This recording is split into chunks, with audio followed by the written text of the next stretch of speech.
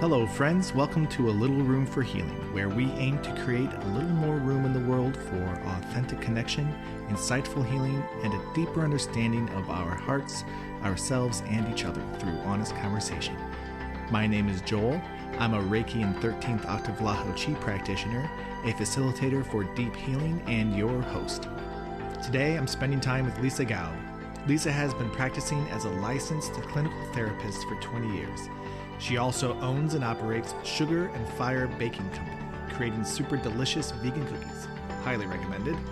On this episode, we talk about her current clinical work as the supervisor of the Transitional Foster Care Program in Philadelphia, the challenges she's been having navigating some tricky waters, and she experiences energy healing for the first time.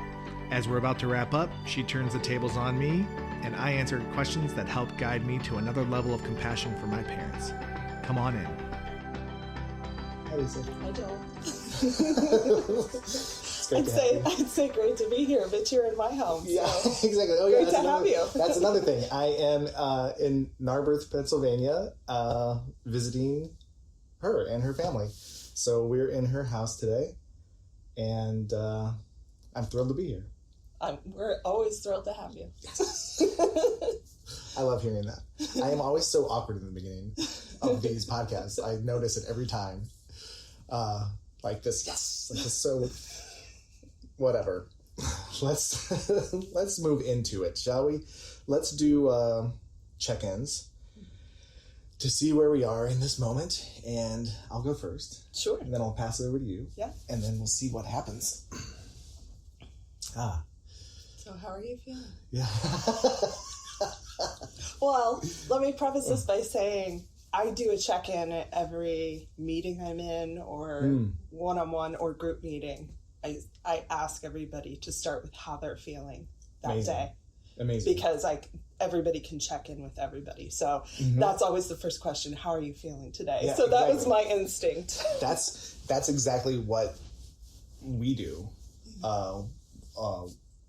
in the work that I do as well. Like if we're doing any meetings, if we're like, okay, how are we? Mm-hmm. Let's see what we're working with in the moment right now, what we're bringing, so we can all be attuned to what's happening. Absolutely.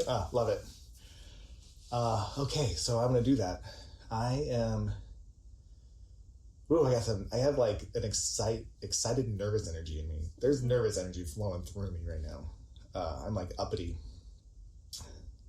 It's cool. I like it. I'm feeling relaxed. When I showed up here two nights ago, I was in a little more of a heightened state. Yeah, heightened state. And now I had a pretty decent night's sleep last night, and I'm feeling more relaxed in my system. So that's nice to be in that with you right now. And I'm really don't know what's going to happen today. And it's also knowing that it's your first time receiving an energy healing session ever. Mm-hmm. Like that, there I can feel there's something in me that's like, I hope that it goes well for her. I hope she enjoys it. It's going to be interesting if like she doesn't feel anything, like like all these things in me going, what's going to happen with that? Have you had... I would imagine most of the time when you provide some healing, it's because somebody's seeking that out. Versus this situation, it's part of the setup that you're offering it to me, not that I was necessarily seeking it out. So is there a different kind of pressure with that? There is. Definitely there is. Yes. Because actually there's one thing, now that we're on this, we're going to get to your check-in in a second. Yeah. There is one thing about it. I know that you've agreed to it and you've like welcomed me to do it. Yeah. But there is with energy healing, especially with Reiki, with any energy healing, and with anything really, consent is really important. So like you can't just start sending Reiki to someone without their consent, because possible that it won't go in because it's like they're not open to it. Right. And also like if it does go through, they can be like, what are you doing to me? Yeah. Like, don't do that. So, and that's a trigger point for you right now. And yeah, now and Probably always. Always. Now and forever. Yes. Hopefully not. Maybe not forever, but Yes. now and right now. So that's in me right now. Yeah. Okay, I think that's about it for my check-in. How are you? I'm also feeling that excited nervousness to an extent, but I'm feeling pretty grounded. I think what my brain right now is trying to navigate is my personal life and my professional life. And when I'm talking about it, I tend to keep I keep boundaries between it. And so you're a longtime personal friend, and we'll also talk about some of the work I've been doing. And I tend to leave work at work, and of course home always comes with me, but like how am I putting on some of my mental health experience hat while talking with a friend? It's new in a way. You know, I'll touch on what I do with people that I know personally, but usually for my own sanity, I just leave it in the office. So here we are. Cool. And there's also what tends to happen. Actually, I think what tends to happen on this podcast in that relationship of personal and what you do business-wise, it does start to mesh a little bit on this podcast. Not that it has to. And so I'm curious to see how that happens too.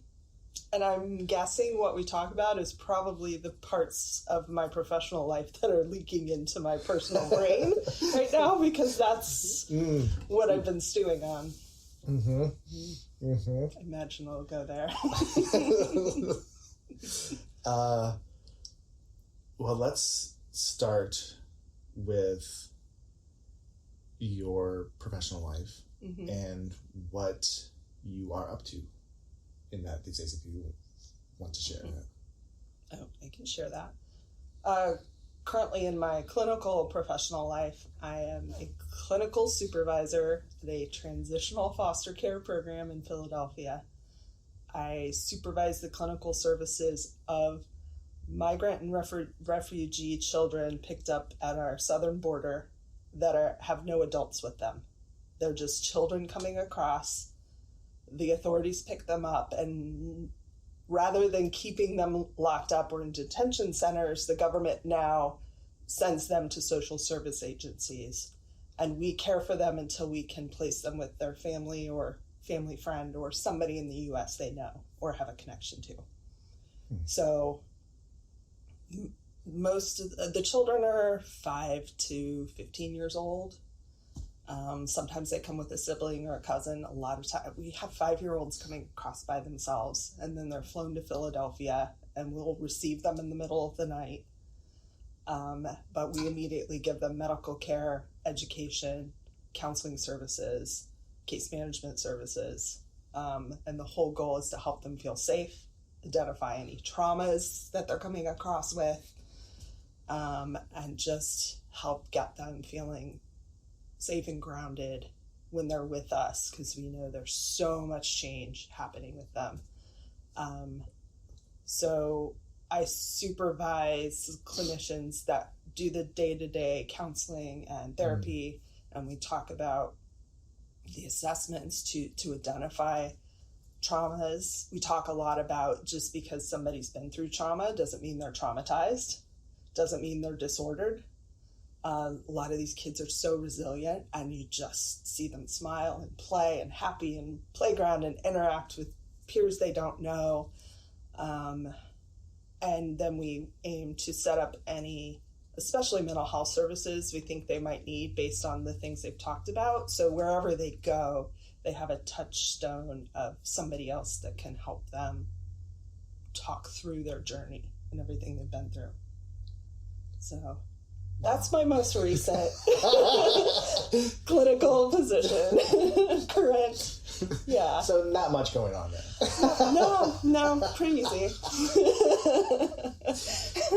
Do they have, so are there dorms for these children? No. How are they sleeping? Where are they staying? That's a fair question. It's a transitional foster care program. So we have families in Philadelphia that have agreed to be temporary foster parents who welcome them into their home. They get trained by us. We have great relationships with them. And some have kids. Some we have, are in the next phase of their life and they want to bring more meaning to it. And so these children will have school with us, therapies with us, services with us all day, sort of like a normal school day. And then they'll go to their foster families, have dinner, afternoon, weekends, holidays, and every day come back to us. So we're kind of acclimating them to a normal cycle of life, of going to school, having a family. It's not as easy as it sounds, obviously, because it's not their family and it's not their school, but just helping them feel safe with routine and structure and supports. Are these children that have come through a portal come in legally? No. And is the goal to keep them here and really acclimate them to staying here? Or is at some point the goal to get them back to where? The goal for us is to reunite them with family or whoever their family identifies here. If, for example, mom may feel stuck in home country because she's in a domestic violence situation and she has somebody get her kids out of it. Mom says, I have a sister in the States. So we help reunite the kid with their aunt. What they do at that point is beyond us. Their goal may be to get mom out and then they're reunited in the home country. I mean, that's... When you say what they do, what do you mean what they do? What the family does. What the family does. What the family chooses to do. Got it. We're not trying to acculturate them and make them Americanized, but just give them stability, routine, safety, reunite them with somebody in their own lives that cares about them to the extent possible. And 99% of the time, it's a parent or grandparent or aunt or older sibling. And then once they leave our doors, it's sort of beyond our control. And that's okay. And of course, that's a struggle for some. How do I relinquish control of caring for this child? And assuring their safety. But what's an average length of time that they're actually caring for this child? I mean, and you're saying is difficult for some foster families or difficult for some of the therapists as well, counselors, or both? Sometimes the staff that I work with, I can say to counselors I work with are able to separate that and not cling. Some other people, if you work so hard to help this child and then it's like... A bond is formed. Good luck. And we're legally not allowed to follow up with them. Oh, wow. Which is not unusual in mental health, that once they're removed, a client's removed from services, no contact. And that can be harder for some than others, if you're a teacher and not a therapist, or a caseworker instead of, So part of my job is also helping my colleagues navigate their feelings and their attachments and their biases and their decision-making because of how they're feeling about the situation. So you're kind of like, as your title is supervisor, right, over them. Yeah. But in a way, you're kind of their therapist. From the outside, I think it would look like that sometimes. It's a very specific boundary clinical supervisors have to keep. I cannot be your therapist, but I can be your guide, your mentor, your supporter. It's not going to be about somebody's personal life bringing it in, but therapists in so much as processing how the work is affecting you and helping identify what triggers or biases are coming up because of the work we're doing together. Is that clouding your decision making about what you're recommending for this child? Right. Yeah, it's strictly quote unquote work therapy. Sure, if you want to call it that. Guidance. Yeah. Guidance. We'll call it guidance. It's not therapy, it's guidance. And it's a whole different type of supervision than you'll get in just about any other field. It's very specific because there's a lot of fields and requires a lot of insight to, reflect on that. And for clinicians specifically, the standard is 1 hour of one-on-one supervision weekly, minimum, for therapists and counselors. Now, the teachers and the caseworkers don't necessarily get that, which is why there's differences in levels of self-reflection and understanding of what's going on with them. So that can sometimes be frustrating for me because I know the people I directly supervise, what's going on with them, but the other people around me, I can see it, and I'm not always in a position to help them process it. What do you mean not always in a position to help them process it? Because there are other direct supervisors. Oh, but they're literal position in the hierarchy. Gotcha. Wow. And so I might be under column A of the clinical services, and there are other services over here with supervisors, but we're all working with these children, which creates a lot of thoughts and feelings naturally as humans. And when we can see all the thoughts and feelings in column B, and I'm in charge of column A,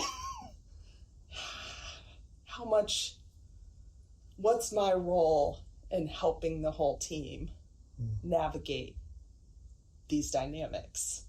And I find myself stuck a lot, and I find myself wanting to help,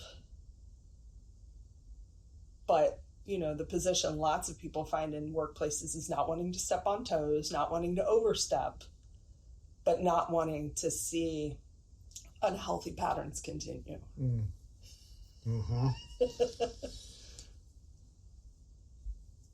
It does sound different than most companies when I think about that. In some ways, but a lot of people can see a job where they see people in another department or maybe another supervisor and their supervisees are just doing it differently, and you're thinking, there's a much better way. You're making it harder for yourself than it needs to be. Do I just stay out of it? Or do I say, do you guys want help? And if you say yes, do you actually want help navigating this? Have you ever offered help and been like, do I really want to help though? Certain situations? I always want to help. I think it's a matter of I want to help, but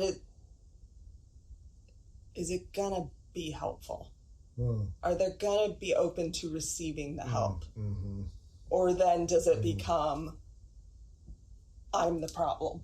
And so I'm always trying to avoid them turning whatever dysfunction is happening on me.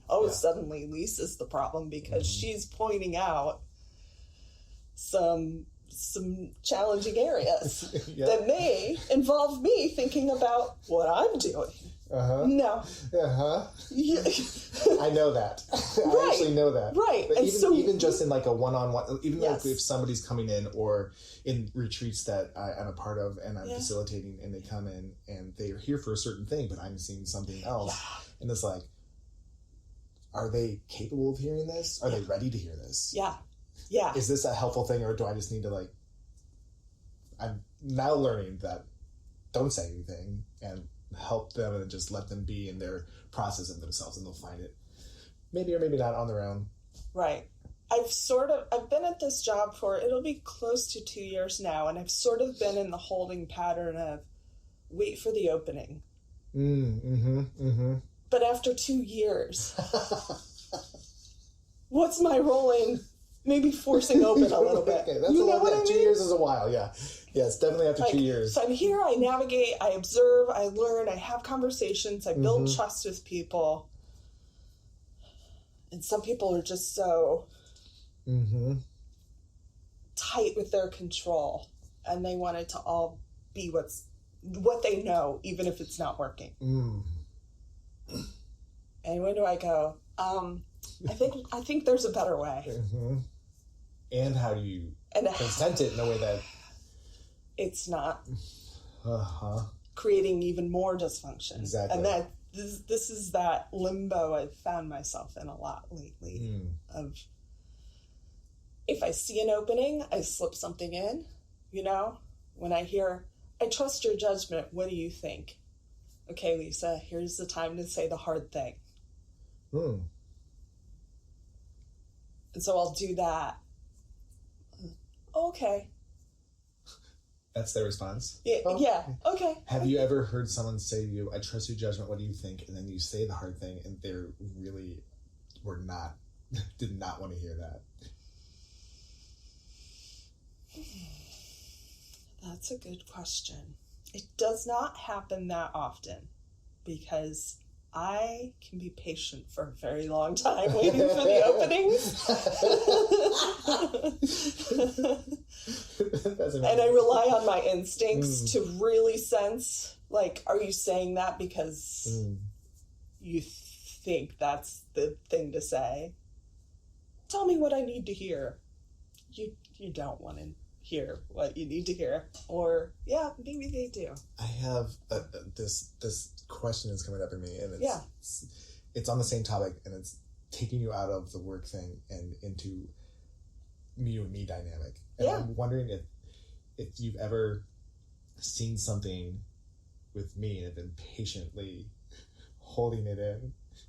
Oh, that's a great question. And not saying it. Over the, 20 years? 20 years. There's nothing blatant coming to mind. I think in friendships, if over time, build trust with people, and I have trust with you.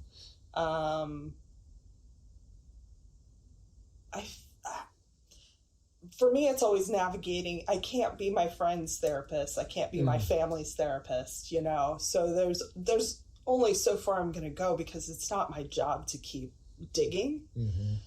But and you're the kind of person that says, here's what's on my heart. What do you think? Mm-hmm. And because you do present as open, I respond authentically to what's on my mind. Right. I have a little thing in my head saying, if you were his therapist, you could keep going on this and keep going on this and keep going on this. But you're his friend. So let his therapist do that. Right. You know? What if I was like, would you keep going on this with me?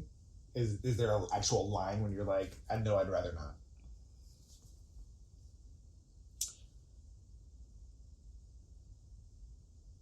I'm sure there's a line, and that's probably if I feel drained, which does not happen often. I can take on a lot.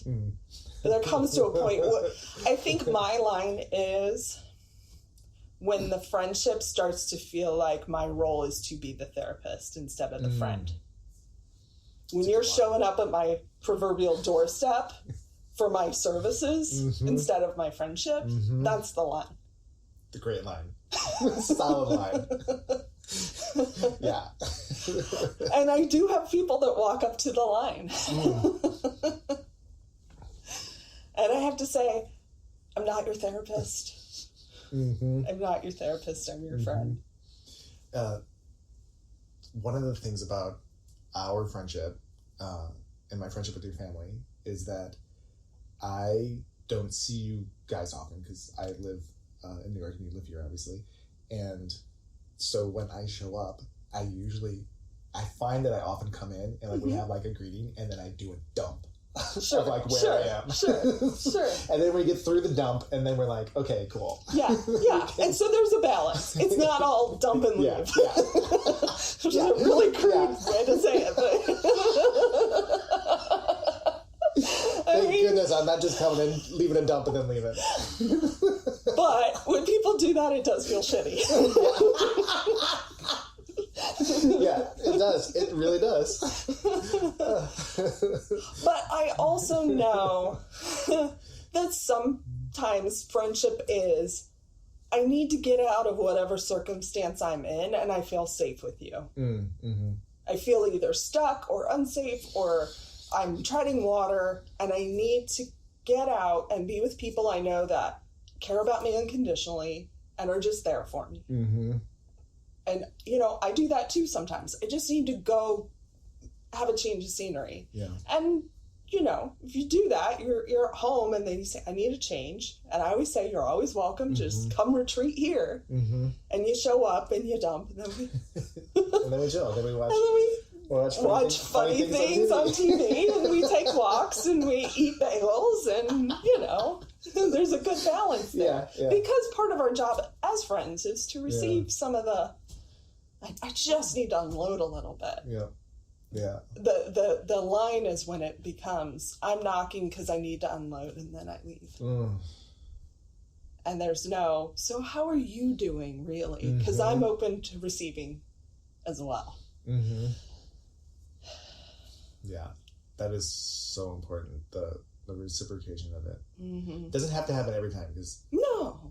Obviously, if someone's in a place where they actually are not able to receive someone else's as a friend, of course. I'm not gonna be like, you know what, I need you to listen to me now. Right. If somebody's going through grief, if somebody's going through addiction, if somebody's going through life crisis, they might not be able to take on more, and that's okay. But if it's year after year after year, I've got a problem.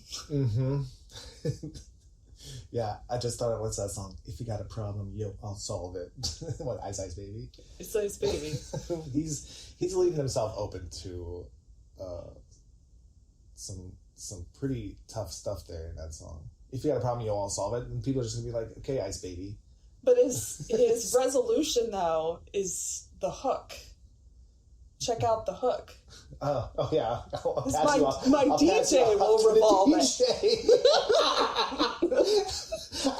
I'll solve it. Here, I have a DJ who's going to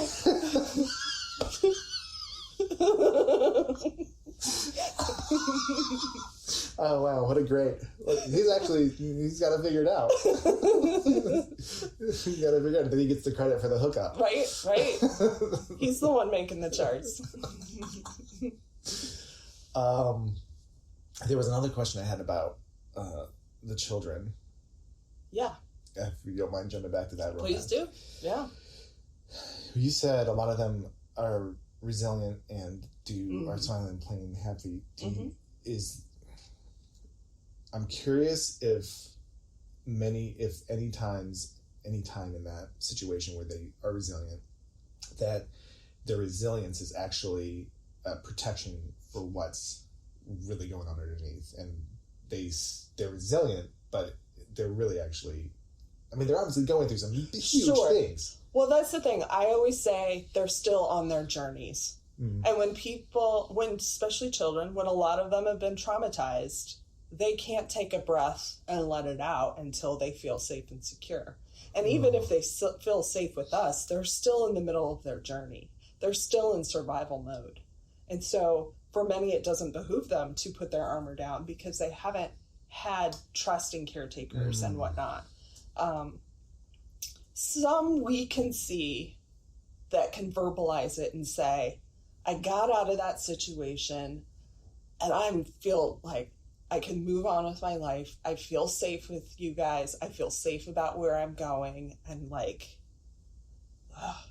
and we recognize that some things could fall down over time as they come up.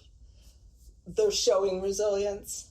We also recognize that, like I said, being through trauma, so often mental health, people come to services because they're seeking services. I'm depressed, I'm anxious, I'm all that. And so if you've been in those helping situations, community mental health center, outpatient, inpatient, hospitalization, working those things, people are coming in because they're really struggling and they're seeking help. these are kids who are coming to us, and we're providing them mental health services, whether they ask for it or not. And so sometimes when you've worked in mental health long enough, you have to remind yourself, like I've said, not everybody is going to end up traumatized and disordered. And so we build on their strengths. We identify their strengths. We validate what they've been through. A lot of it's not your fault conversations, which I think so many kids didn't have at the very point of their traumas. And so we're trying to 5-year-olds, 10-year-olds, it's not your fault. It's not your fault. What do you need? What makes you feel better? Let's talk about your coping skills. Let's talk about what makes you great. Let's talk about what you need. And so many of them can either say, you know what, I'm good right now. Thank you for asking. More than you'd think. We know that down the road things may pop up long past when they're with them or when they're with us. But it's putting together, planting the seeds, laying the bricks at the very foundation of their strengths, helping them put to words what they're thinking, feeling, what they need, giving them the skills to do that as they move forward. And I think my framework, again, having worked in mental health for so long, is people often come for services when they've fallen apart. And so to see these kids who've been through so much, just, all right, let's learn math today. Let's go play. And maybe that's my bias. I see the resilience in that, where for so long I saw people at their worst when they were desperate for help. I guess that's what I mean by resilience, just seeing the ability to get through things, but also not victimize them by default because of what they've been through. You're not, if they're in if they're in like a place of, I'm good. Yeah. Even though underneath there's stuff going on. Yeah. You're not trying to say, no, there's stuff going on. You need to feel this. You're like, okay, you're good right now. We can be with you in that. And just a reminder that, what happened is not your fault. Just want to throw that out there. And yes. And so we go, as clinicians, we go into what we call psychoeducation mode. You may say, you're good. We'll talk to you. We'll provide you information about this. You talked about some sexual assault. We're going to let you know, A, how common it is, feelings people might feel when they've been through this, challenges they may have when they've been through this. It's great that you're feeling safe and grounded now. We just want to prepare you that these things may come up later. Also, it's not your fault, And so when they do come up, it's not like, what's wrong with me? It's, oh, she told me this might come up. Did you actually say them? We're just preparing for you what might come up. You actually say those words. That's awesome. Yeah. That's so cool. I have this feeling of, I'm starting to feel what some of the workers that you work with might feel when they do this work with this a kid or these kids, and then they're like, okay, send them on their way, and now they're no longer in your hands, and like suddenly it's like, what are their family going to do now? Like, how are they going to be held? How are they going to be treated? Are they going to follow through with everything we're setting up for these kids? Are they going to follow through? Are the kids going to remember this? Are they going to be able to, is it solidified in them enough to be able to traverse what's about to happen to them without us? Woo! That's a lot. Yeah. That's a lot. Yeah. It almost makes me want to, I'm feel fear, and I feel sadness, and I feel worry and concern, like tearing up a little bit, just, and I'm not even doing it, just hearing about the possibility of it. And my stance is, I've got to assume the worst of the caretaker on the other end. They may not have the resources to get it all done, but nobody is going to love that child as much as their own family. Wait, there are exceptions. There are exceptions. Yeah, my brain was sure. like, I hope that's true. Set that aside. Yeah. Set that aside. But research shows that children in homes of their, I'm going to say, original family, where there is some level of abuse, have better outcomes than children who are removed from those homes and put in foster care, group homes, whatnot. Is better for them to experience a little abuse with their family of origin. Better is relative. Yeah. But when we're looking at long-term mental health and medical outcomes, they do better in their communities, going to school, being with their parents, than removed because the parents aren't up to snuff. You may say, we're putting them in a better situation. The outcomes are worse long-term. And so my instincts may say, there's a chance the parent may not follow through on something. Right. But this is their child. And I have to assume they're going to love them more than any other adult, truly, instinctually, as a parent. Again, just set aside there are exceptions. Totally. And just know that when we're placing a child with this adult, there are lots of background checks, there's interviews, there's home visits, you're the mother, but we're going to do all the checks to ensure there's no criminal background that's concerning. And you can do this if a child is going to their aunt or uncle or cousin or any adult. They have to prove they're actually the person they say they are. Background checks.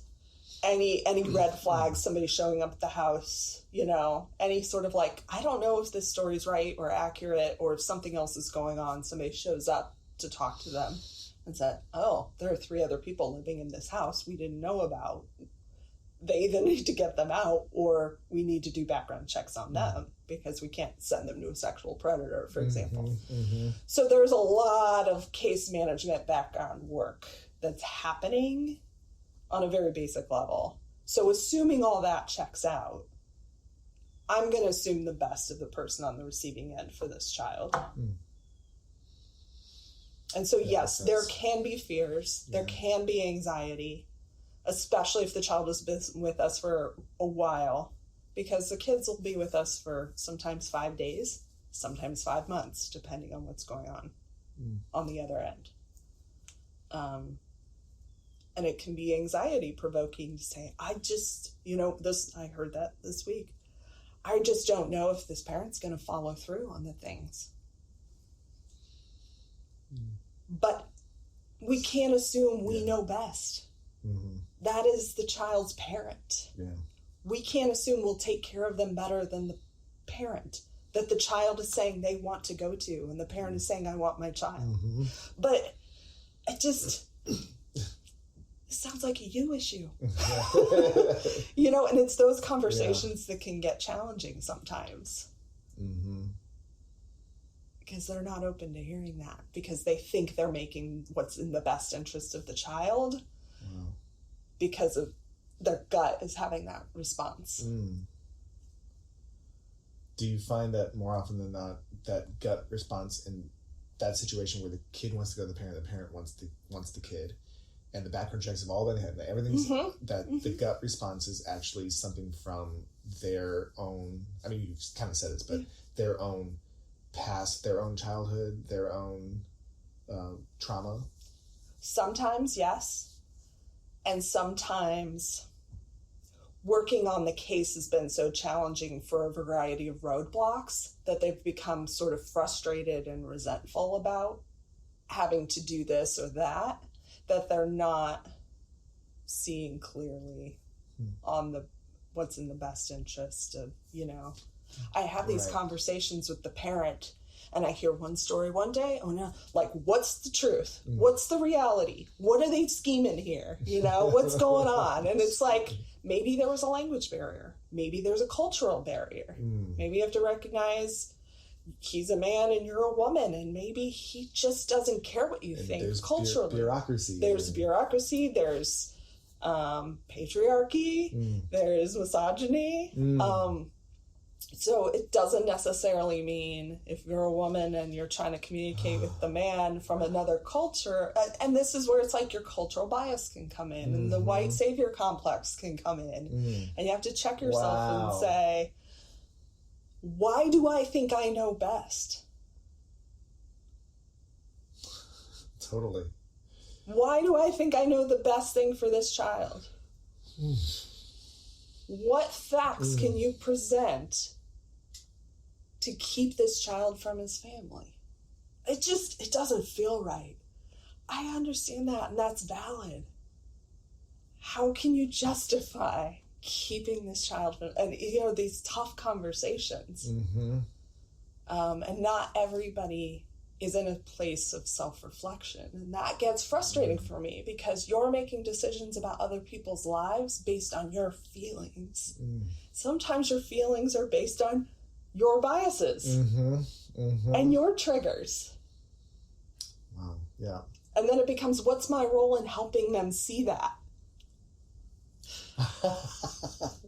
I'm not their supervisor. I'm not, like,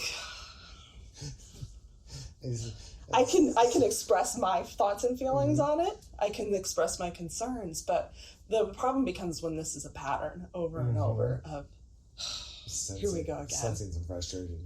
Yeah. Yeah. Here we go again. One more question, and then we're going to veer into intentions for your session. Okay. But I want to get this out beforehand.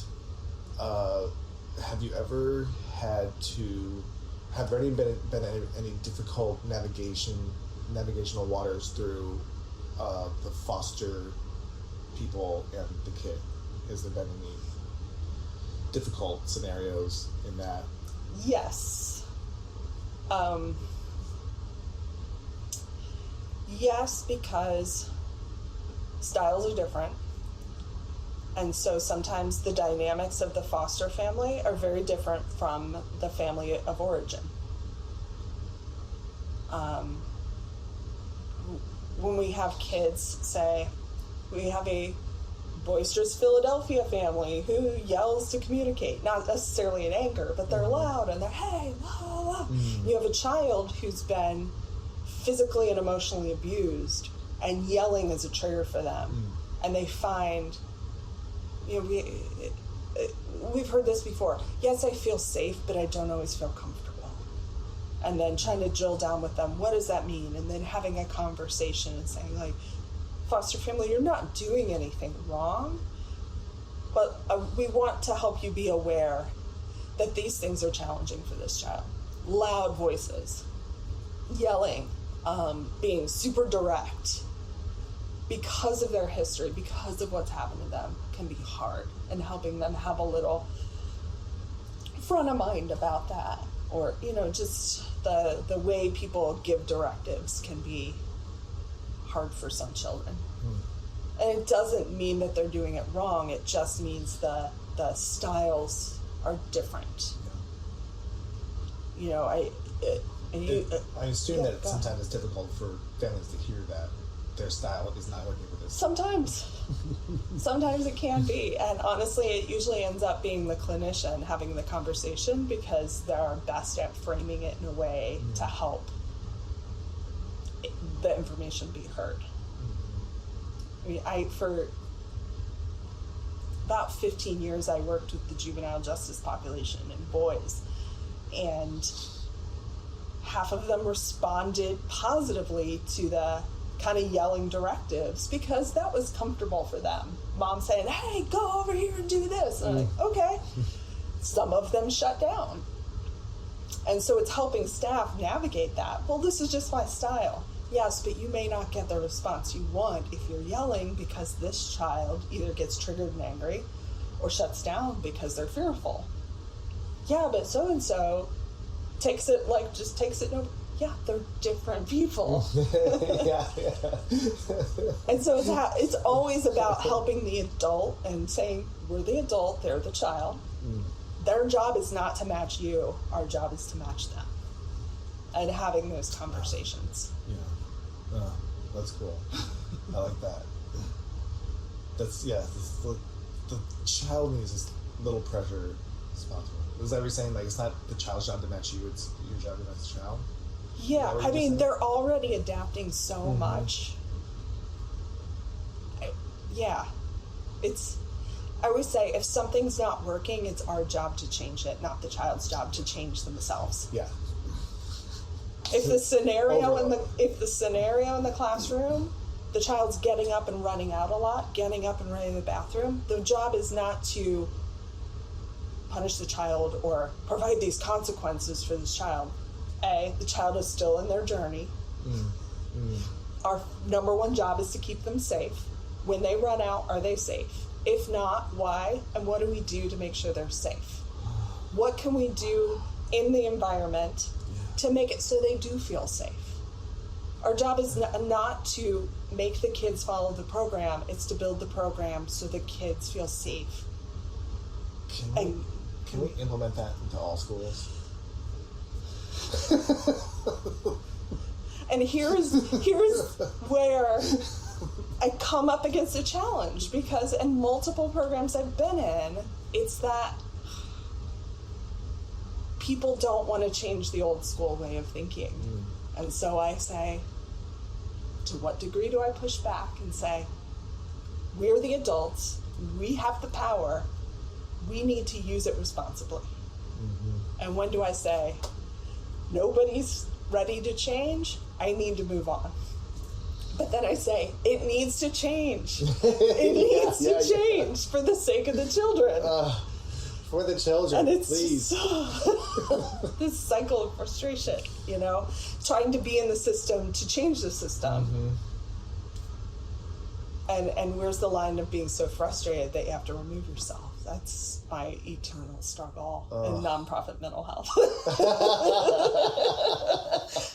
People saying, don't you want to just do, open your own practice? I could do that. I could sit in an office and make money and talk to people, but I have a higher calling.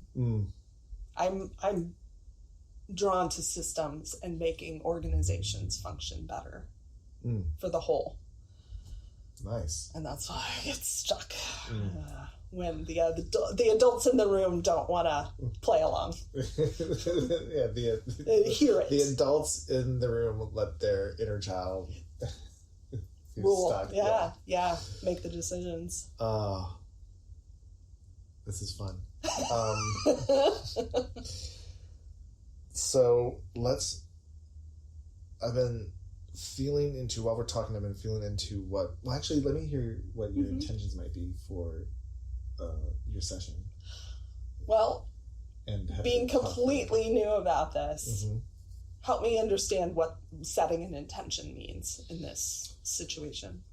It means to me, what is most alive in you that you would like to be cared for, or to move energetically, release, have insights on. Yeah, basically. Well, I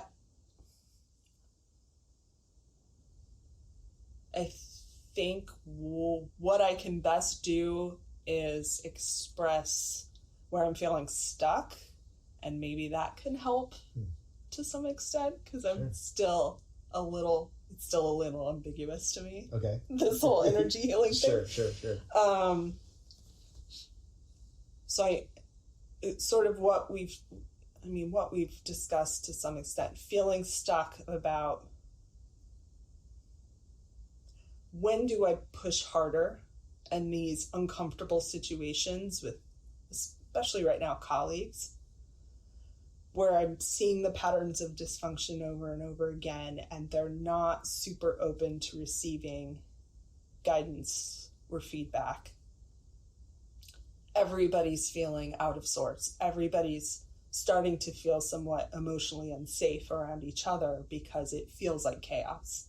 And I want to be a grounding force for that chaos, but I'm not sure where to start. and I'm not sure what my role is in that. When do I push, and when do I have to protect myself from being the receiver of negativity that is unproductive? I can take on negativity, but if it's just constantly their defenses blocking me with no movement, that's going to be hard. Gotcha. Am I making sense? Yeah. So I'm almost sort of stuck with what to do next. And I'm reflecting on it, and I don't know yet. I started reading a book for a book club I'm in, and it's a lot about vulnerability, and its vulnerability is not about just talking about everything that's on your heart, but pushing through that discomfort. When something's uncomfortable, you can either avoid it or be vulnerable and say, this is hard for me, but keep going. And so that's sort of been okay, I got to keep going in some way, because my nature is to just retreat and protect myself. It's just going to be easier if I stay in my office and protect myself and just do what I got to do. But my other side over here is saying there's a bigger picture that needs help. So pushing through that discomfort, but hope with the end goal being in a productive way for the whole system. And I'm stuck with how to do it, when to do it, where to do it, what my role is in that, not overstepping my own role in the dynamic, not assuming I know best also. Can I tell you what I'm hearing, or do you have more? No, that's it. That's it. I'm hearing that you would like grounding, clarity, strength. There was another word, but I lost it, and okay. That's fine. It doesn't need to be said. Yeah. Grounding, clarity, and strength. Yeah. Cool. Can you work with that? Yeah. Okay, so to me, that says 13th octave Lahuji in this moment. Okay. As the modality to give you. And that's because with Reiki, to me, it feels like more of blockage movements and working on physical ailments and emotional ailments or difficulties. And 13th octave is about centering and connecting with your higher self and grounding, and so it feels like that's the route. Well, you were the expert here, so I'll trust you. Cool. Then let us do it. You okay. Ready? Yeah. We will be right back after Lisa's 13th octave Lahuji session.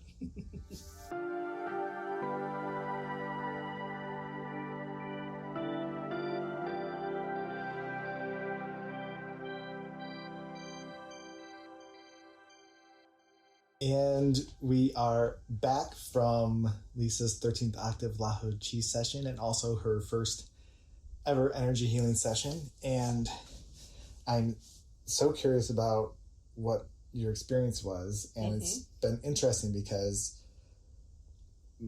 most of the time, pretty much every time, when we're in between the energy healing and setting up to start the second half, people have already expressed something about the experience, and you have been silent. So I know that you're just making me anxious and nervous. Oh, sorry. No, it's not horrible. It's not horrible. But I was having a lot of thoughts, and I just wanted to save it for great. This. Yeah. It's okay. I know you weren't doing it on purpose. No, making me anxious and nervous. No. But I was like so curious, and before you go into it, please. Yeah. One of the things that we've been friends, you've known me before I got into energy healing. Absolutely. So I don't often do energy healing on people that know me before I got into energy healing. And so there's this interesting, like, crossing over into a new stage of our friendship now, in a way, where allow you it's like bringing someone into something that seems a little out there to a lot of people, and I don't know how you feel about it. We actually haven't. I know you said you were open to it, but so to have someone that's known me that long to see me in this light, things are happening in my system. Yeah. Which is interesting because some of my experience, I think there's crossover with that, but I don't want to cut you off. So I have completed. So now I'm ready and curious to hear about you. So, well, let me start with observational things, just like concrete observational things. I appreciated how you were doing some deep breaths, because not that I needed it, but I know that's a very valuable thing. Mirror neurons are super important to get somebody who might be a little holding back to like release a little. And I was already there, but I felt you do it, and I was like, that's the right move, because we naturally, our parasympathetic systems align. You know, it's something you can do with anybody who's anxious and upset, is to help them breathe and let it out. And so you did that at a couple points, so it was like, right on. Cool. The other thing I liked was the tonal music, because I know some tones can really activate the vagus nerve and the parasympathetic in like a way that's very grounding.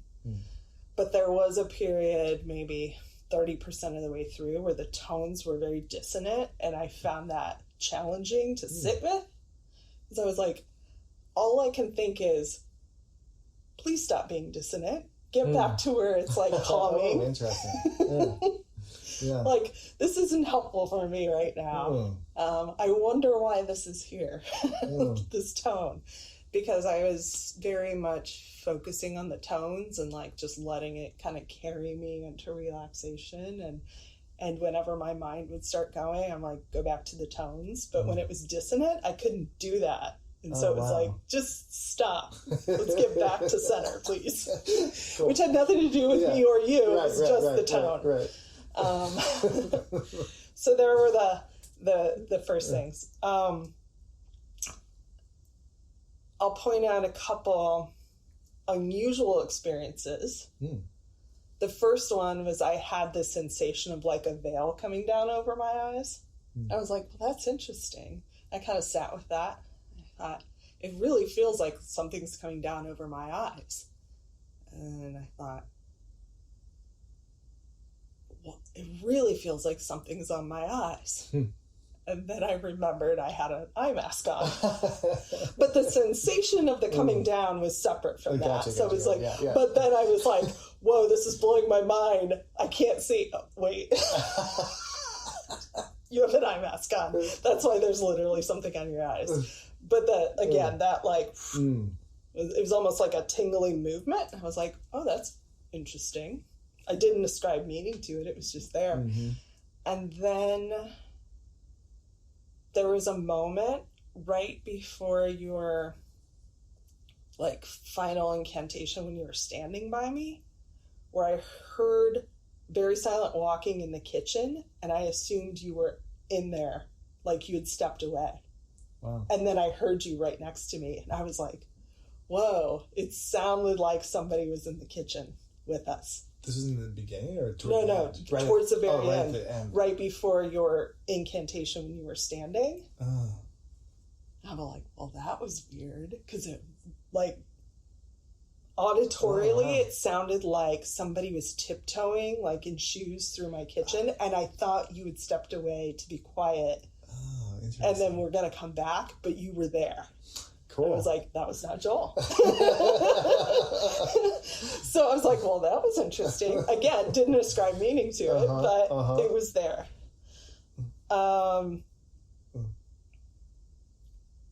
Do you want to respond to those, or do you want me to keep going?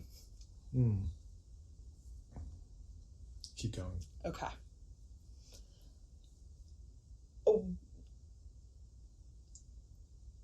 I know I'm very attuned with people, and so like I had said when we first talked about this, when I said I get massages regularly because I find them very healing. And it took me a very long time to not worry constantly about how my masseuse was feeling. Like, are their hands okay? Are they having a bad day? Like, I couldn't get myself out of my head because I was so concerned about how the other person's was doing. And so I've had to learn to, like, let that go. Like, I'm paying them for a service. They're doing it because they're choosing to. Yeah. Take advantage of what it can do for you. And so, you know, okay, relax, heal, breathe, get yourself out of your mind with that. It's harder to do when it's your friend. Which kind of relates to this, like, you performing healing on a friend. It's harder to have that separation. And so I found myself very much like, his hands feel shaky. Is he okay? Is he feeling nervous right now? How is Joel doing with this? How is he responding to essentially chanting when some of that's been a trigger for him? And so I've gone through this, was going through this whole process. And at one point, I thought, I think Joel needs healing here. And I felt myself pushing my energy to you of like, give him healing, give him healing, give him healing. Like pushing it back towards you. Because I was like, I wanted you to be okay. Wow. And so I did that for a while. And I was like, okay, go back to center. Align with the tones. And then there was a moment when it almost like you kind of burped a little bit. And I just had this vision, and it sounds disgusting, but I was not disgusted by it, of you just spewing everything on top of me. Like all your thoughts and feelings just came out all over me. And again, I wasn't bothered by it. Right. I just felt like, I would love Joel to be able to purge all of this stuff. And I thought, what do I do with that? You know, come back to center, right? I'm loving this. And I thought, okay, what can I take from this? When I can disconnect myself from the person, say a stranger, it's easier for me to like do what I need to do. The more closer I am to a person personally, the harder it is for me to disconnect myself and want to help and be protective of them. I thought, how does this apply to my work situation? Because the more I've gotten to know people, the harder it is for me to challenge or put myself and them in a situation that's uncomfortable, because I know them as people, not just like a caseworker or whatever. I thought, okay, but I also can have hard conversations with people I know. So how did I get there? It was building blocks. Are you open to feedback on this? Yes. What do you want from this, say, supervisory relationship? I want you to be able to call me out on X. I want to know if I'm doing this right or what I can do better. It's conversations of building up to honest feedback and distress tolerance. I thought, what can I do with that? And I kind of got to these situations where it's challenging for me. Maybe working on building up the distress tolerance with those who have very low tolerance. So if person X really has a hard time hearing feedback, start with small bits of honest, vulnerable feedback. Not wait until it's so big that they can't receive. So start with the, like, it's not a big deal, but it's slightly uncomfortable or slightly challenging. Start there. Little bits until maybe they're more receptive to some more challenging things. And just have regular conversations versus waiting until my tolerance for the toxicity and dysfunction is so much that I can't hold it in anymore. And so all going with, it all led to that. Awesome. It's awesome. I love it. I love every bit of it. So good. How about you? What was your experience? It was great. It was great. I expressed to you before we started, right before we got on you got on the table, that I was nervous. I had some nervous energy in me because of what I already stated, our friendship and and then once I got through the incantation and the chanting, which felt more awkward this time than usual, I was locked in, and what you felt of my hands shaking, like I even was like, oh, she feels my hands shaking, like I knew it. It's interesting. It wasn't because of any nerves. Good. It was because of my body's position. Sure. And I'm usually lower, so my hands are up, and then I have, but like they were like in a place was like this, so it was like your muscle tension. Yeah. And I was like, just in the, I wonder what she's thinking about my hands shaking. Which is interesting because we thought the same thing about the reverse at the same time. Yeah. I wonder how he's doing with his hands shaking. Yeah. And then I was really in, like, the energy was feeling really good flowing through me, and I was just locked into that, and noticing how still you were. And just only occasionally I was having the curiosity. Was like, I wonder what her experience is. Like, I wonder what's going on here. But I was able to actually, for the most part, disengage from my needing to know what was going on with you. And then the worry of what's it going to feel like if she sits up and says, nothing really happened. And I was able to let go of that, and I was just in the focus of doing the work on you. So I was pleased with that. I am too, because I had a hard time disengaging with worrying about your experience. Right. I really did. Making sure you were okay. Yeah. Which has more to do with me than you. I know. And it led you to where you got. Yeah. And that's the journey. You just had a little healing journey, or clarity journey, or whatever you want to call it. I love that. I love that. I mean, we experienced this recently where it's like, oh, what are these thoughts and feelings? And I process it and came back to you. So I do this naturally, but I think the issue is not having the space to do that frequently. Not having the quiet space and the time to sit with my thoughts, because there's so much happening, so much input coming, and my attention's going. So it allowed me the space to, like, go from this to this. Well, what's that about? To this. Well, what's that about? To this. What's that about? And I had enough time to get through that experience, which is hard to find that space these days. Oh, that's so cool.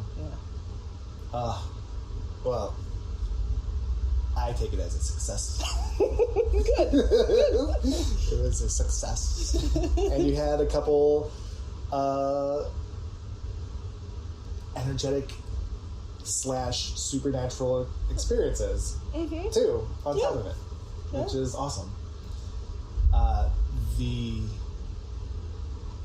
So curious about the sound of the walking in the kitchen and what that was, because it sounds like it happened right after the Angels of Light, because Angels of Light is the last thing I do. It was right before. It was right before that. It was right before. Because I thought you were in the kitchen, and then I heard you there, and you started. Oh, wow. I started saying the Angels of Light, or the lychee bastard, please heal Lisa. Was it right before that? Yeah. Wow, that's cool. Oh, it makes sense because that you would think that I might have been away from you because the portion before that is a hand position over the groin, so I'm actually not touching you. So there's a long time where I wasn't touching you. Right. Yeah. And so then I heard it, and I was like, oh, during that part, he might have just stepped away. But then I heard you stand up. Oh, right. Immediately after. Amazing. Oh, I wonder who was visiting. Cool. Fun. Well, it's fun. It's fun to receive this feedback from. I also, you know what?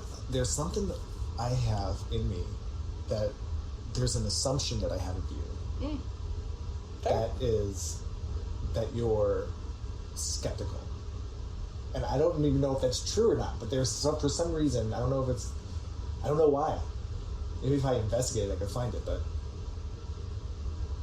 skeptical of not just of things. Of things? Of things. I always find, I know what it is. There is a big logic part of me. I mean,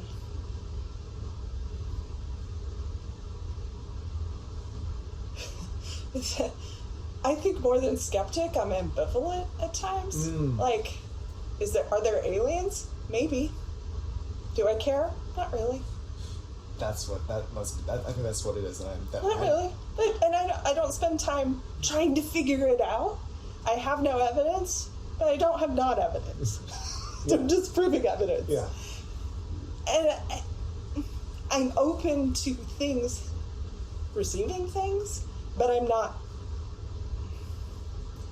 looking for the answers all the time. I'm more waiting for them to come to me. I think that's what it is that I've been, and it's amazing that I haven't brought this to you from the moment I met you for over 20 years. I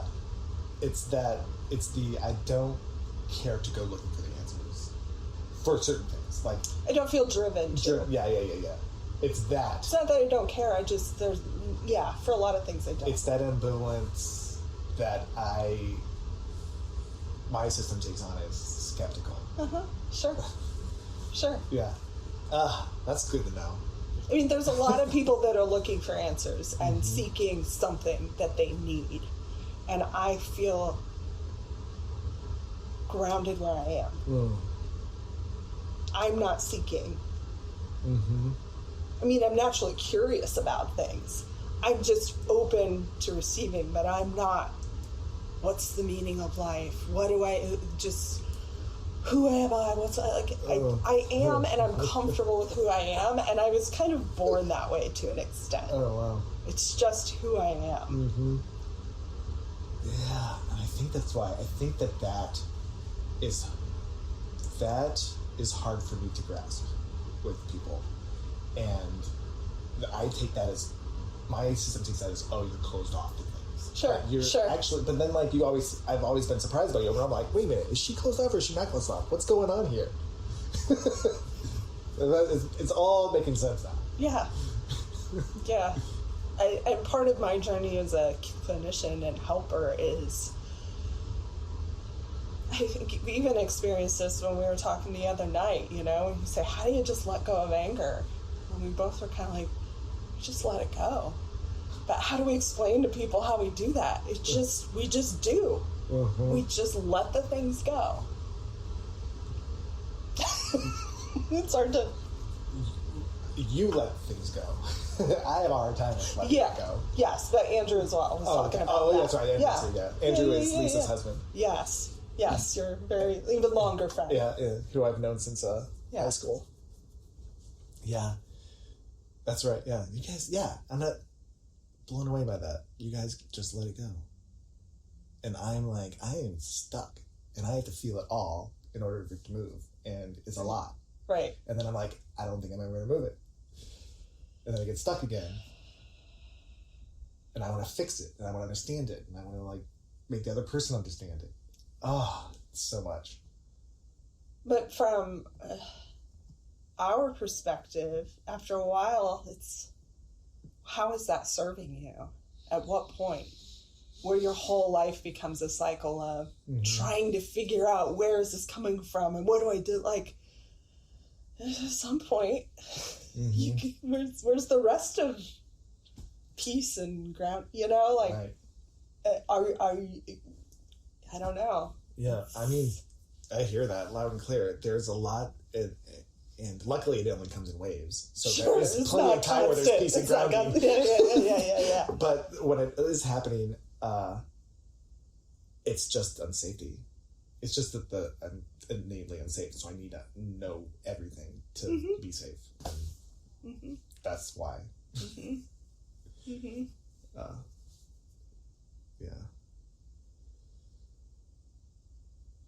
Yeah, I mean, it can be a reminder for me to not take for granted that I feel safe in my own home, because I know not everybody does. And it's easier said than done to do things if you're in that amygdala brain, that activated, irrational but necessary for survival part. You need the alarm system. Yeah. Did you feel, growing up, did you always just feel safe where you, like, in your home and where you were?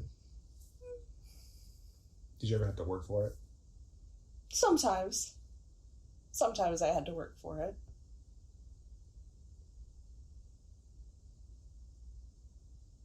Yeah, I mean, we just over generations, right? Like, people handle things differently, and it doesn't feel good, and I'm not really getting told what to do with that. So, you have two sisters? Yeah. Are your sisters similar to you in this regard? Yes, I can say that because I know a lot of, they find themselves in positions like me where people seek their advice, seek their guidance, unload a little bit. But when it's the three of us, it's different. I see all the pieces, as we can with our original family. And,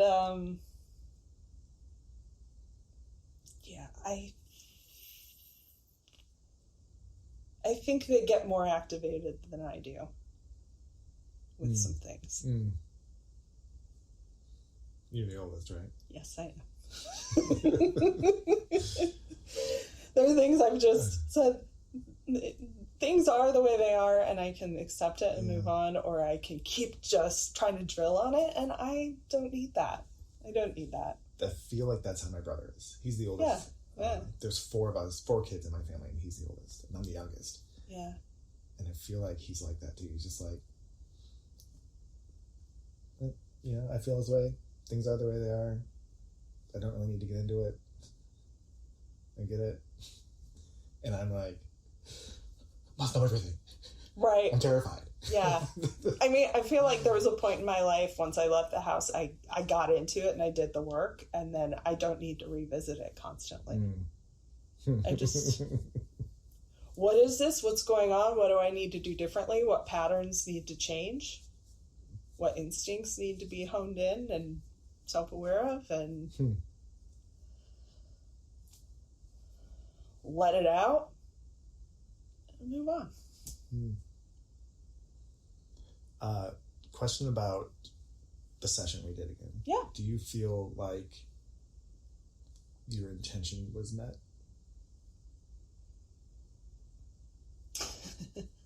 Yes, because I am a big action step person, and it left me with an action step to work towards that goal. Cool. Great.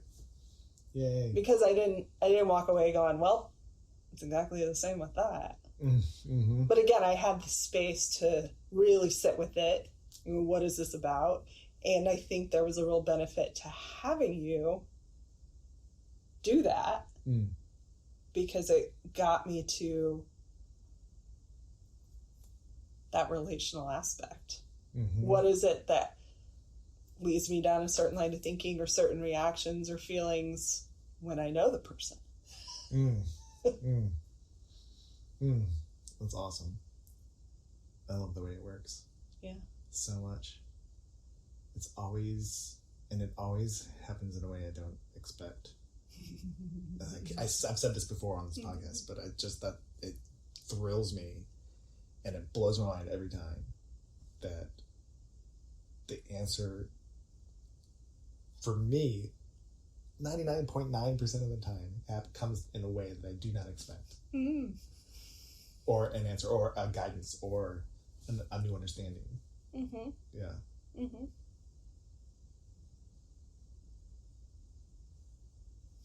What is this face? Tell me what this face is, please.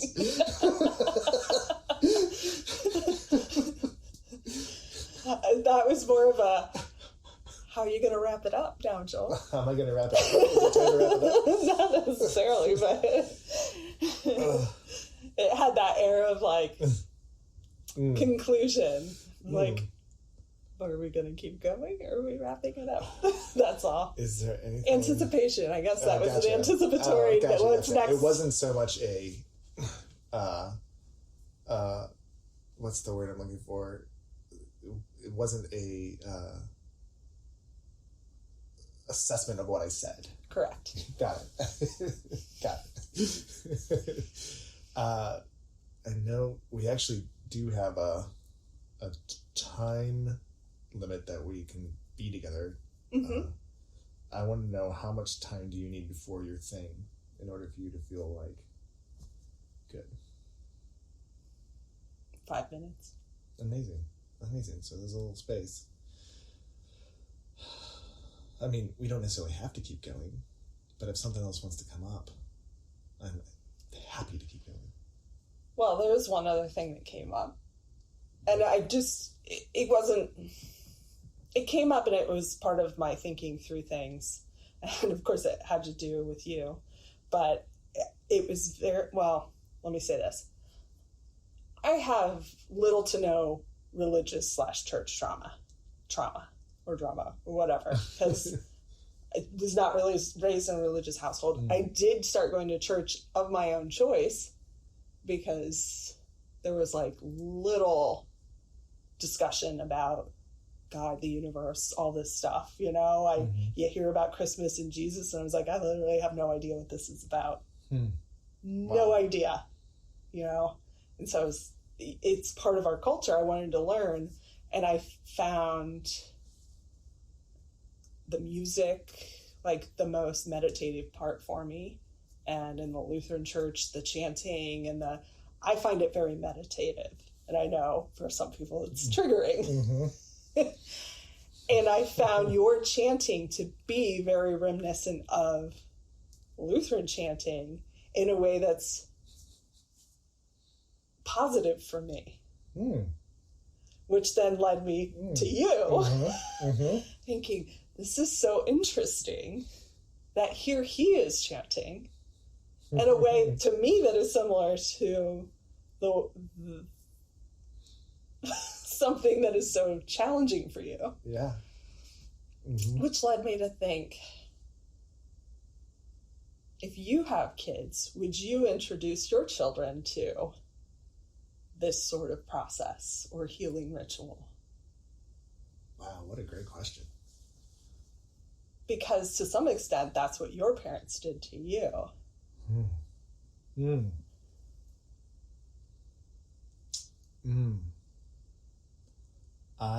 That's such a good question. Oof. And it's like hard to be like, this is my answer to that, because I've never even thought of that, because I haven't even really thought of having kids. Sure. But if you were to put yourself in that position where you did have one, and this is so meaningful and healing for you.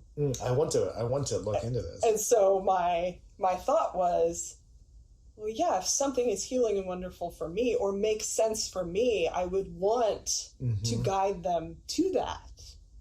Now, I think you would probably say I wouldn't force it or say you have to, which is a difference. Yeah.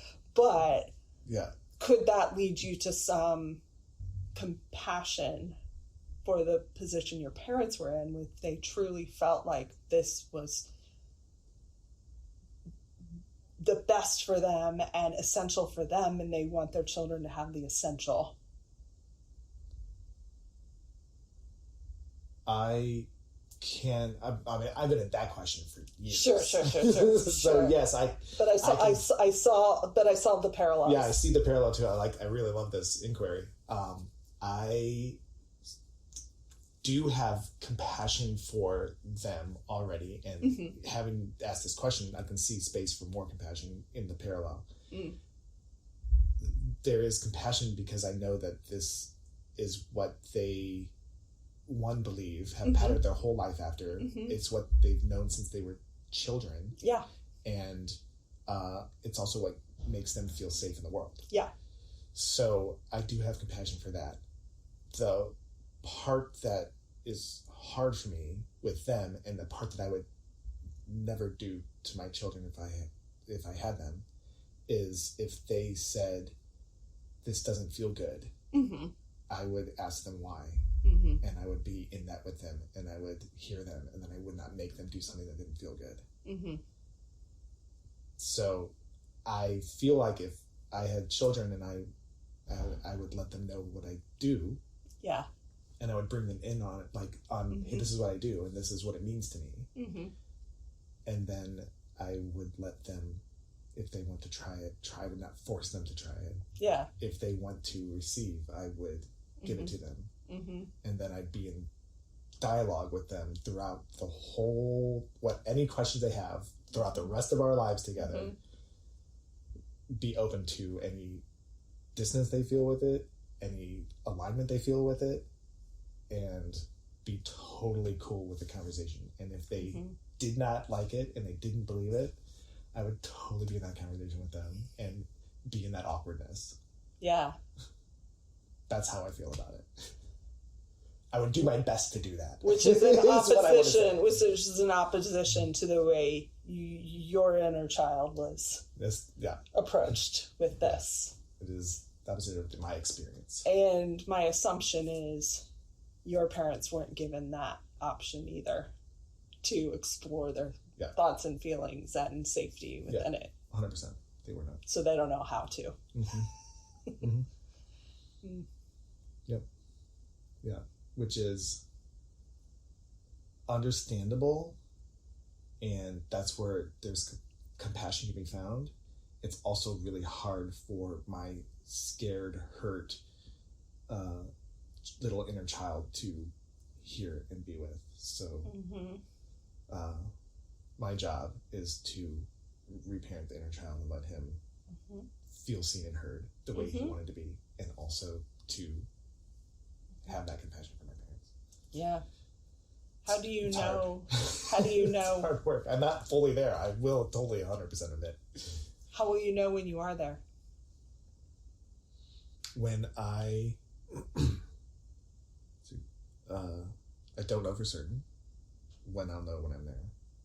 First off, but my hunch, as of this moment, with my new information that I have about how scared I am underneath, is that I will know I'm there when I can fully, my inner child can fully feel safe with me.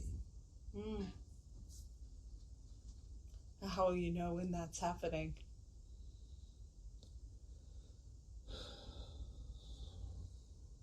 I think that there's an underlying nervous system reaction that will feel less reactive. Okay. And in that, I think more understanding and more compassion will have space to live. And when I start feeling that mix, that change happen, then I feel like that's when I'll be able to explore more that relationship with my parents.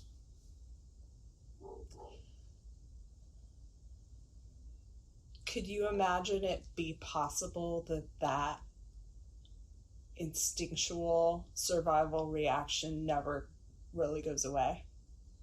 I can imagine. And the work is what to do when it does happen? And I know you are doing that to some extent, but if you can just accept fully that that's not going away, but the change is what to do with that. That's an important question, because I think that's what I'm saying. I just didn't say it like that. Okay. It's not, I think you're right. It's not that it's going to go away. It's that I will have the ability in the relationship with that inner child, that scared part of me, so that when it happens, I know where to go, what to say, what to do with that part. And that part is trusting of me and hearing me and will be like, jump in my arms and say, okay, I can be held by you and I'll feel safe. Yeah. I think when I get to, so it's may never go away. Quite most likely will never ever go away. Yeah. But my ability to be with it will change. Yeah. Because I didn't want you to be setting yourself up to be waiting and waiting and waiting for that to stop happening. Yeah. And then never feel like you can move past it. Clarification is most welcome. Which is why it's important for you to also define what that looks like when it does happen. Like, how do I know I'm doing better, whatever that means for you, or making progress, or getting there when those things do happen? Because when we're in that state, we can't make rational decisions. We can't think through logically like I just did for 45 minutes.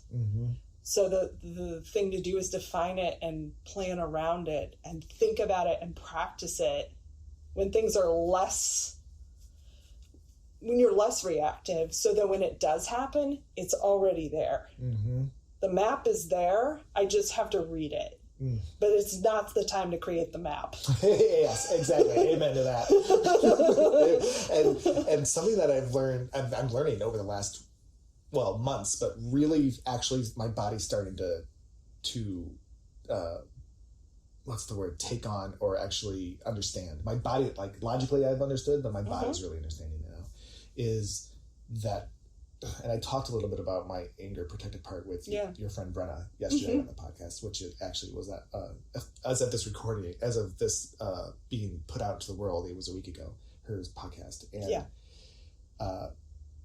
but I didn't say this on that episode.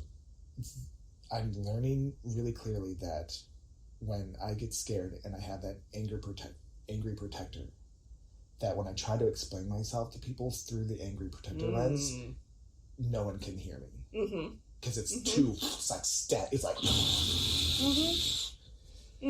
so yes, making the map before it happens is key. And that's actually, in the dynamic I'm in right now, is what I'm embracing as a great opportunity to really practice and learn. Yeah. This is here for a reason. It always is. And you can imagine there be situations where you're slightly annoyed, slightly triggered, but not blow up. And okay, that's the time to practice that's good. Like, what grounds me right now? Is it purposely saying slowest breaths I can get to? Is it purposely putting my brain on that tone and not this? Is it walking away for a little bit and doing XYZ, listening to music, playing guitar, whatever? And so you're building up to that instead of just, whoa, that was uncomfortable, move about my day. Yeah. Sort of where I'm saying with my issue is building up to stress tolerance. Yeah. But you got to kind of have a plan in place, or else the amygdala takes over. Yeah. Oh, such a great offering. And so, so important. And so welcome. I love the idea of when the small triggers happen. Yeah. That's the playground to practice in. The practice session. The practice room. That's getting your instrument and going into the practice room and playing. Yeah.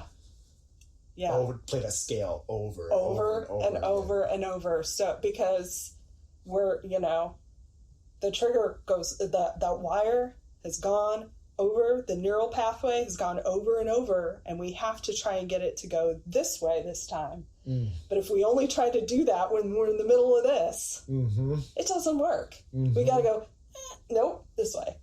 Nope, this way. Nope, this way. So when it starts going, we can go, no, we're going the other way. We are rewiring. Yes. It's rewiring. Yes, literally. Mm-hmm. I mean, science. It is rewiring. Yeah. Which is why things like the breathing, Mm-hmm. and that takes us into the pathways that are more healing for us, and centering and grounding, and we can force our nervous systems into Mm-hmm. that to an extent. I do find that what I've been practicing lately is the breathing. I get into deep breaths, and I'm literally having a conversation with my child. I'm reaching out to him, and I'm saying, hey, I see that you're scared. I am here for you, and I'm going to be here for you, and I'm not going to force you to need to be with me, but I want you to know that I'm sitting right here, and when you want to come to me to be held, I'm open to it. And just to say, and you're safe. You're safe. There's no harm around you right now. I hear that you feel scared and that you feel like there's harm, but I am here to be with you in a loving, caring way. And I have these conversations, and then he starts to hear me. Okay.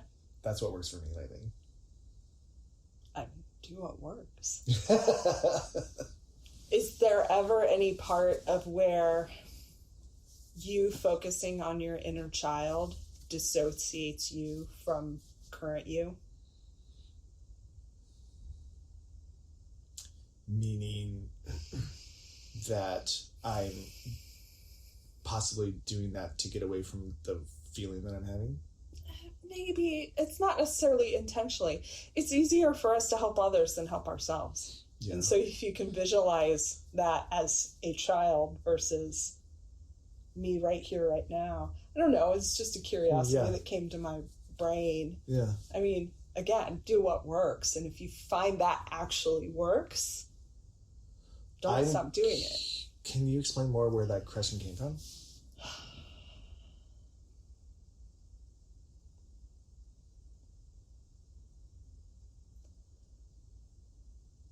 Maybe it's the way you framed it that just led to that curiosity, but saying when these things happen, I look to my child and I talk to my child and I take care of this child, which feels a little bit like dissociation, which is completely normal in a survival state, pulling yourself out of it to survive it, versus being completely sitting with it in the discomfort with Joel the adult. And again, if talking to the child gets you there, absolutely. But could there be a point when it's impeding progress because you're constantly nurturing the child in you, but not all of you? I hear where you're coming from. It's a great question.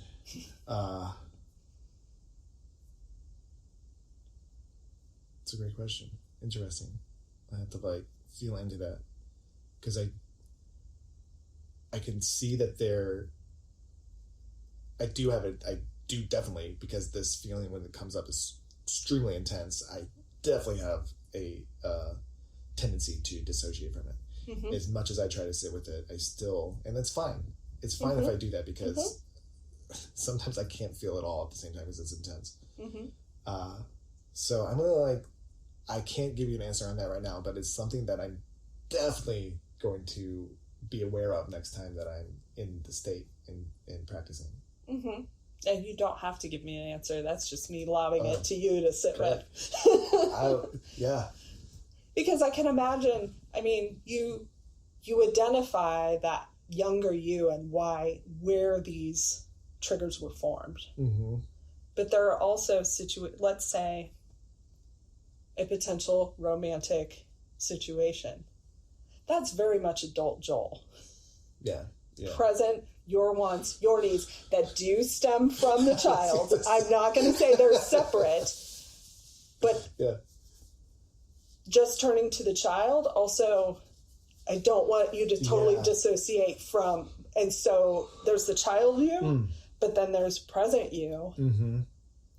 That am I making sense? It makes total sense, and I don't feel like I abandoned myself. Okay, good.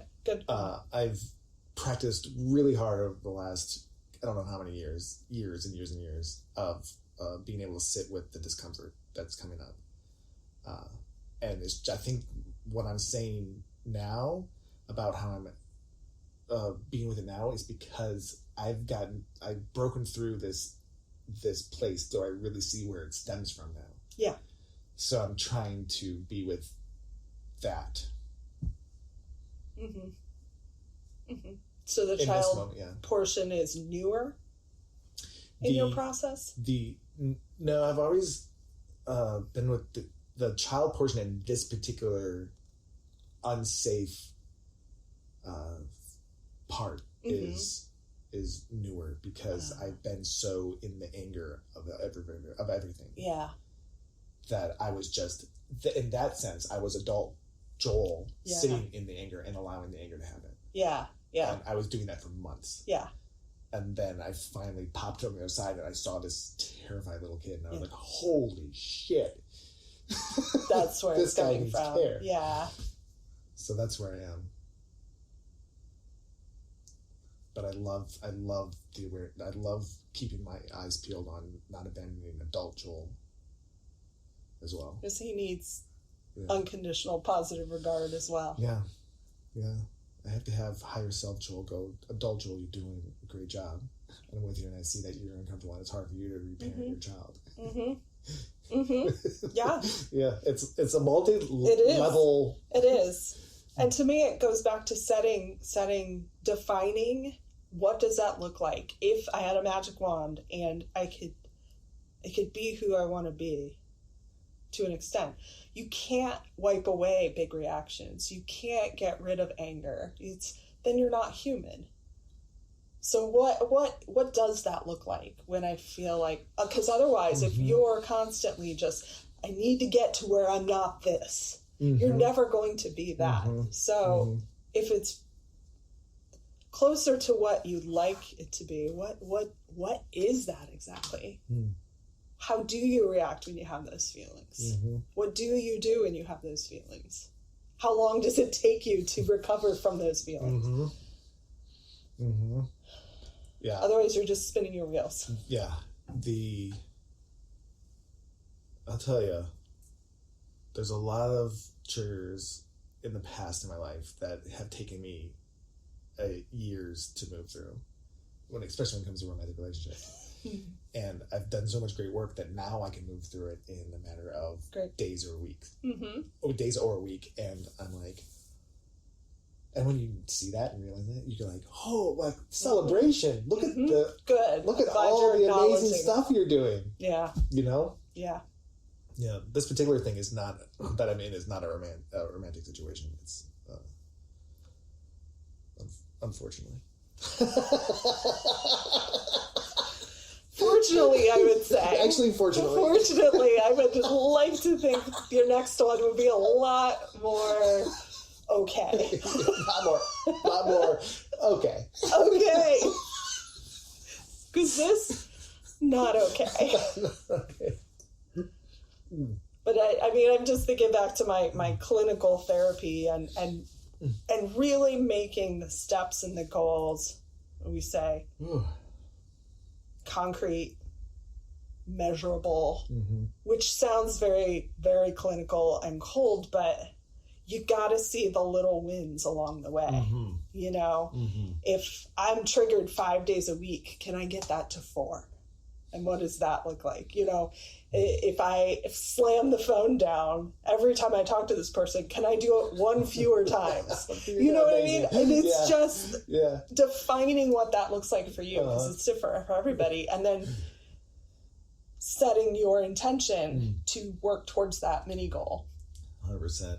100%. I love these celebrations. Yeah. I love, this is another thing that I experience often is, this is the expansion contraction thing.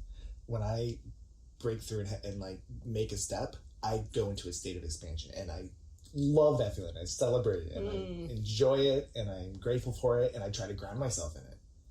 Good. And then the contraction happens again, and then I'm like, okay, we're back in. Yeah. Yeah. So I'm glad you're here. Yeah. Thanks. Happy to be here. so much enjoyed this conversation with you. So much. And I love that you turned the tables on me a little bit here at the end. Can't help it. It was so good. It's so good. Very happy to be able to, like, for myself, always look in and investigate. But so grateful for your thoughts and your views on things, and for shedding some light on a little more about what goes on in your clinical life, and which actually was not aware of all that stuff. Right. I keep them pretty separate, as I discussed at the beginning. Yeah. So, and learning more about that was really cool. And thanks for being open to receiving. Well, thanks for coming and being my friend. Yeah. I've always enjoyed my time with you. Aww. In the past 22 years, if you can believe it. Yeah. We finally got the exact number. And earlier I was like 20 years, and I was like, more than 20 years. And you're like, 22 years. It's been 22 years. Because I think of you guys as coming along with Andrew. Mm-hmm. It's part of the wonderful package, honestly, which is great. And I feel like, yeah, we are true friends. And I appreciate friendships that go below surface. It's fine to have those, but people who are willing to go there a little bit, just a little bit, it's very fulfilling. Dip the toe. And that's, I mean, our whole beings are meant for social connection. So yeah, it's good to make time for this. Yeah.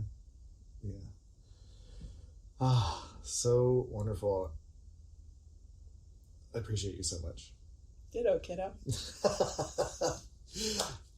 And to all of you listening out there, I invite you to make a little room for healing in your lives, and we'll see you next time.